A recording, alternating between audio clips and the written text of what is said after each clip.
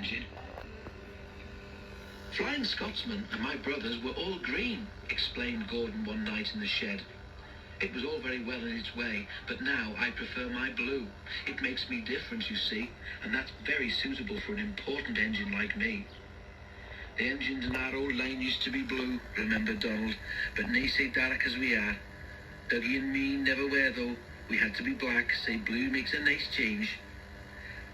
I like my green too, agreed Henry. I'd hate to be red like James. People would think I was a fire engine. At least people can see me coming, retorted James. I don't disappear into the background like some engines I could mention. If it wasn't for the noise, you'd need a yellow and black front like Mavis. Henry's protest was drowned in the laughter of the other engines, and he went to sleep wondering how to pay James out. Henry was still cross next morning. What can be wrong? What can be wrong? Wondered the coaches anxiously as Henry pulled noisily away from the big station. Do come along, do come along, Henry snorted impatiently. They had a fast run, but it didn't improve Henry's temper. He bumped the coaches when they reached the end of the line, and again when he backed onto them for the return journey. He simmered angrily while the fireman fastened the coupling.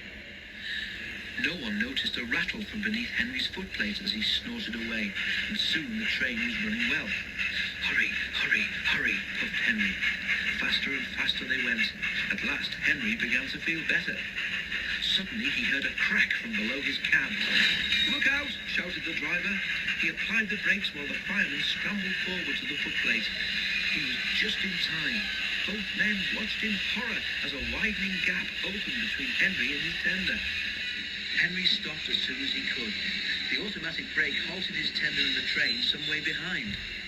We must drop Henry's fire, said the driver urgently. It will be dangerous to let it boil dry now that we can't get more water from the tender. The fireman agreed. Sorry, old boy, he said to Henry, just when we got it going nicely too. But if you hadn't banged about so much, you wouldn't have broken your tender coupling. While the fireman dealt with the fire, the driver went back to tell the signalman what had happened. When he returned, he found Henry completely hidden in a huge cloud of black smoke which billowed from beneath his cab. The fireman emerged, choking. Henry's fire set the sleepers alight, he spluttered. You stay here. I'm going to phone the fire brigade. The driver eased Henry clear of the blaze, and then Edward came to take his train on.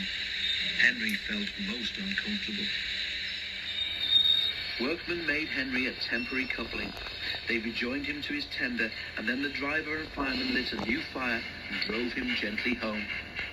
Edward, who had of course seen everything, told the others. They were careful what they talked about that night. As for Henry, he was touchy on the subject of fires for some time afterwards. But James was quick to notice that from then on, Henry stopped making rude remarks about the colour of fire engines.